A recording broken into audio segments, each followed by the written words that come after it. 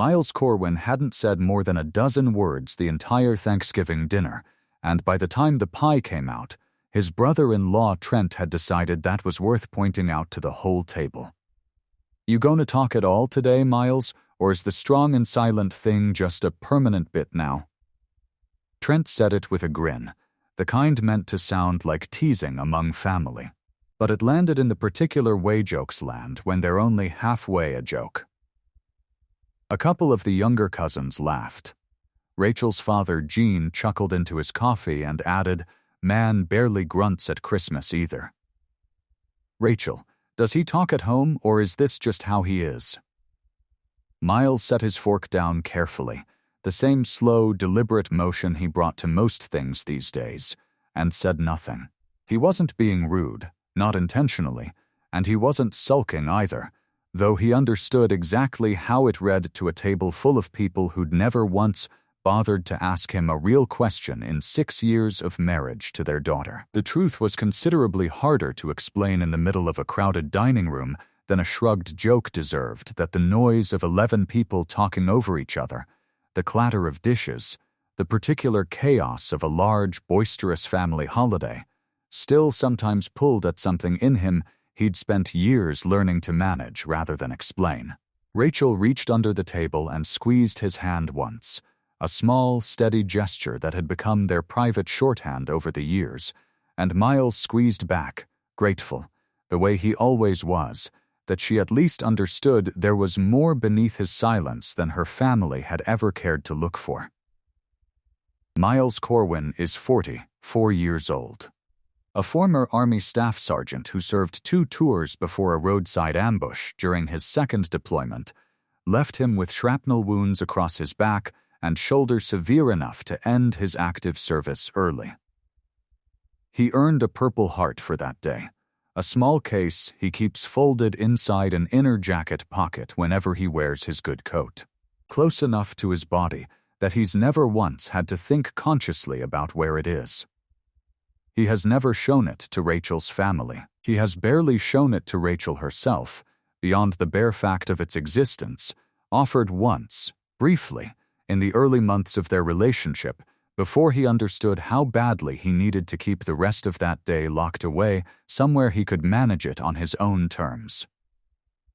He and Rachel had married 6 years earlier, and in all 6 of those years, her family loud, competitive, quick with opinions on nearly everything, had never once managed to build a comfortable rhythm with the quiet man their daughter had chosen. Gene Thorne, Rachel's father, measured most men by how easily they filled a room, and Miles filled rooms the opposite way, by taking up as little space as he comfortably could, and Gene had decided, somewhere in those 6 years, that this meant Miles simply didn't care enough to try.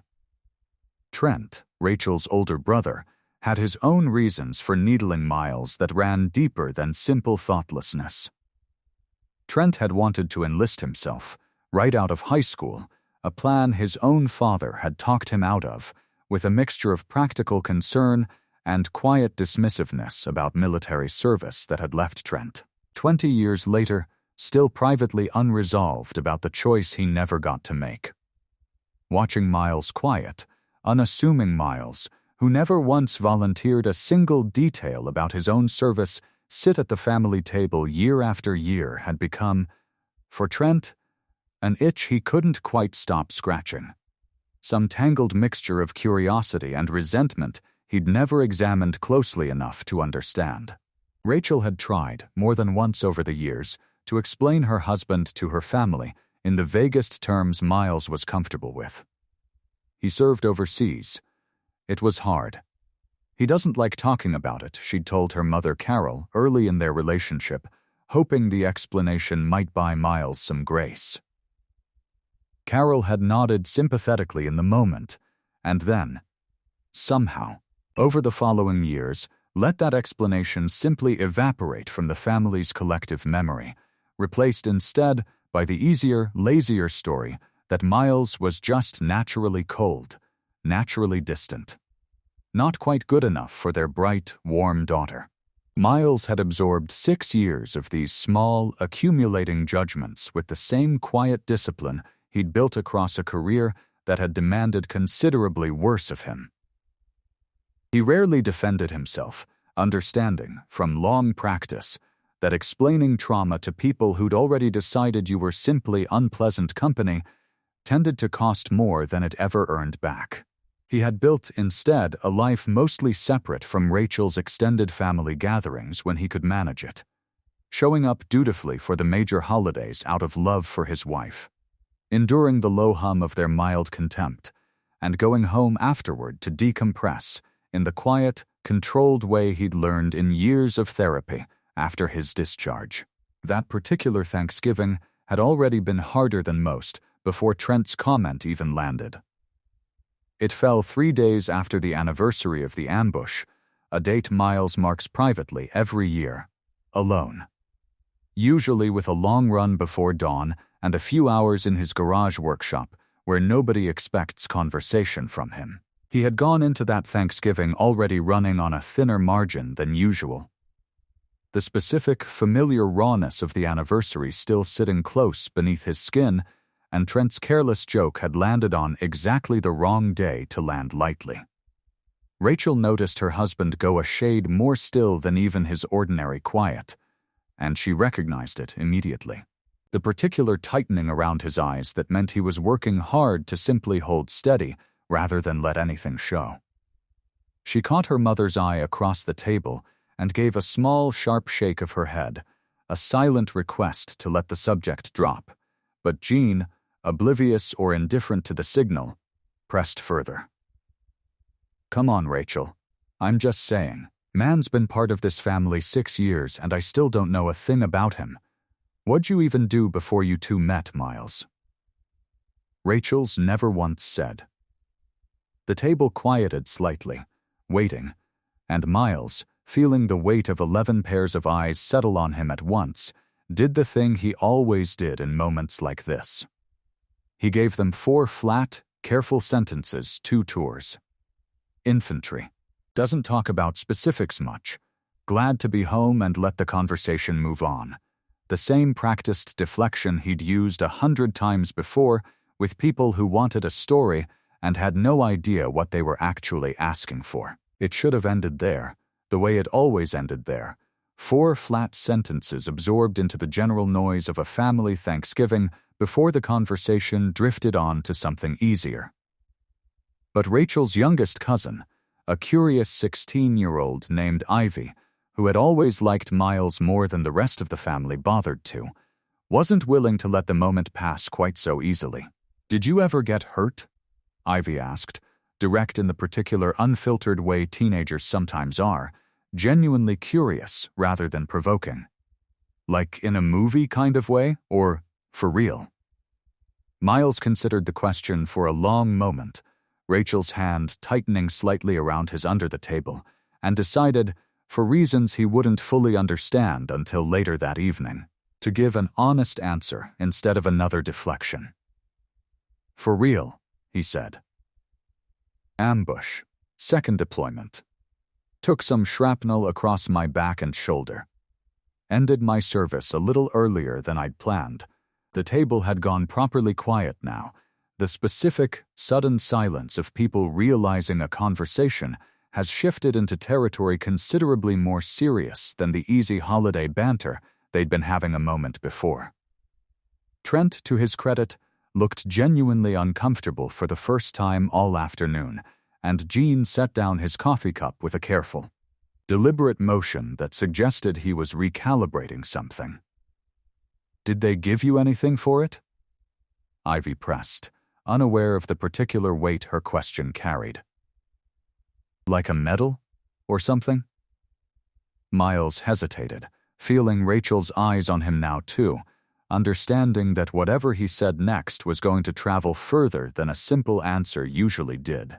He reached into his jacket, hanging on the back of his chair, and pulled out the small, worn case he'd carried in that same inner pocket for 6 years, without ever once showing anyone at that table what it held.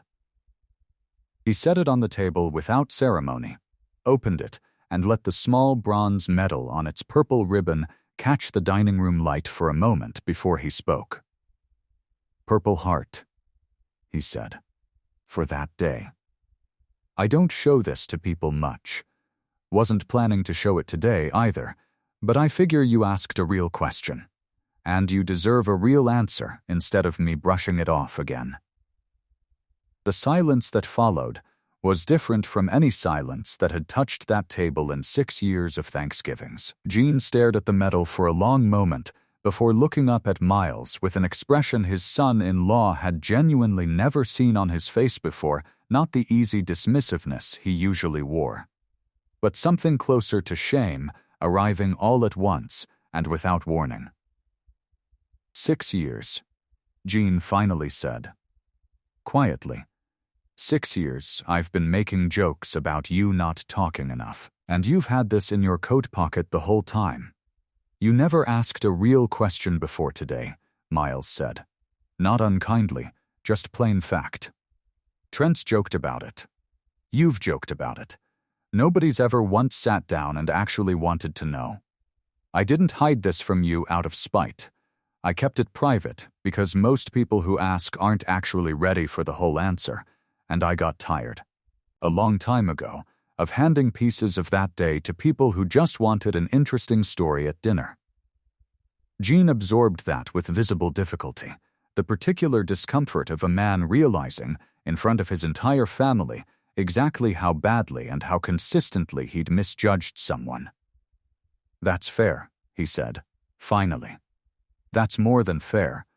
Honestly, I owe you an apology, Miles, longer than one Thanksgiving's worth." Trent, who had gone quieter than anyone else at the table, spoke up next, his earlier easy grin entirely gone. "I made that comment at the start of dinner. About you not talking. I've made comments like that for years, and I think he stopped, working through something he clearly hadn't expected to have to work through at Thanksgiving dinner. I think some of it was about me, honestly, about not getting to enlist myself. Taking it out on you a little, without ever really admitting that's what I was doing. I'm sorry. That's not an excuse. Just the truth of it." Miles nodded, accepting the apology without making a production of it, closing the small case gently and setting it back inside his jacket pocket. "Appreciate you saying that," he said.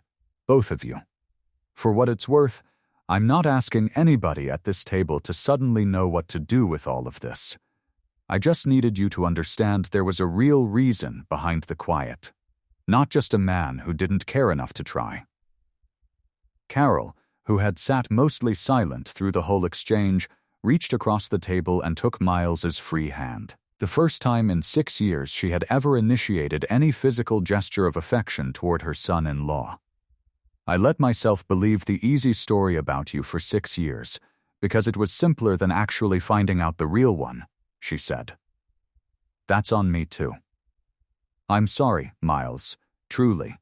Ivy, still processing the sudden shift in the room's entire mood, asked one more question. Gentler this time. "Does it still hurt? Your back and shoulder?" "Some days," Miles said. "Cold weather mostly. Nothing I can't manage." He looked around the table, at faces considerably softer now than they'd been 20 minutes earlier, and felt something in his own chest loosen slightly. A tension he'd carried into that dining room every single Thanksgiving, for 6 years finally easing, if only a little. Dinner resumed, eventually, in a noticeably different register. Jean asking Miles, for the first time in 6 years, real questions about his current work restoring old furniture in his garage workshop. Genuinely curious, rather than making conversation out of obligation. Trent asked, hesitantly, whether Miles would ever be willing to talk with him sometime about what enlisting had actually been like. Not the dramatic version, just the real one. And Miles told him he'd be glad to, whenever Trent was ready. The change didn't happen overnight, the way 6 years of accumulated dismissiveness rarely unravels in a single dinner. But something genuinely shifted in the Thorne family's relationship with Miles from that Thanksgiving forward. Jean called him directly for the first time that December, a short, slightly awkward conversation about a woodworking technique Miles had mentioned at dinner. The kind of ordinary, low-stakes contact that had simply never existed between them before. It wasn't dramatic. It was just real. In a way, 6 years of holiday small talk never had been. Trent took Miles up on his offer more seriously than either of them expected. He showed up at Miles's garage workshop on a Saturday afternoon in January, ostensibly to look at a chair Miles was restoring, and ended up staying 3 hours, working through a real conversation about the choice he'd never gotten to make at 18. About the specific, complicated grief of a path not taken that had quietly shaped more of his adult resentment than he'd ever fully admitted to himself. Miles listened more than he talked, the way he usually did, but he offered enough of his own experience, carefully, in pieces Trent could actually absorb, that his brother-in-law left that afternoon with something considerably more useful than easy answers, a genuine adult understanding of what military service actually costs, delivered by someone who'd actually paid that cost himself. Ivy, for her part, became something like Miles's favorite person at every family gathering after that Thanksgiving. The two of them developing an easy, comfortable rapport built on the simple fact that she'd been the one person at that table willing to ask a real question instead of making a joke. She asked him, at Christmas that year, whether he'd be willing to come talk to her high school history class about his service, and Miles, surprising even himself, agreed, delivering a careful, honest talk to a room of curious teenagers that left him feeling, afterward, considerably lighter than he'd expected. Rachel watched all of it unfold with a specific, quiet relief she hadn't let herself fully hope for across 6 years of watching her husband endure her family's casual dismissiveness. She had never once doubted Miles, had always understood the shape of what he carried, even without knowing every detail. But she had grieved, privately, the fact that her own family had never bothered to extend him the same understanding. Watching that finally shift, imperfectly but genuinely, meant more to her than she found easy words for. The following Thanksgiving, a full year later, Jean stood up before the meal even began and asked the table for a moment. Something he'd never once done in all the years Rachel could remember. "Last year, at this table, I made a joke I'm not proud of," he said, looking directly at Miles. "I want to start this year different. Miles, we're glad you're part of this family. All of you should know exactly what that man in the quiet corner of the table has actually given for this country. Because I sure didn't, for 6 long years, and I regret every single one of those years I spent not asking." Miles, uncomfortable with the direct attention, but understanding exactly what the gesture cost a man like Jean to make, simply nodded and said, "Appreciate that," the same plain, unadorned way he said most things that mattered to him. The table moved on to dinner, easier and warmer than it had ever been in 6 years prior, Trent making a joke that actually landed as a joke this time. Ivy peppering Miles with questions about the woodworking project he was currently deep into, Carol asking after his shoulder without a trace of the old careless distance. Miles still doesn't talk much. He never will, not in the loud, easy way the rest of Rachel's family fills a room. But he no longer sits at that table carrying the specific, isolating weight of being quietly judged for a silence nobody ever bothered to understand. The Purple Heart stays in his jacket pocket most days now, the same as it always has, but it no longer feels, to him, like a secret he's protecting. It simply feels like a private thing, held close by a man who finally, after 6 long years, no longer has to defend the shape of his own quiet to the people who share his table.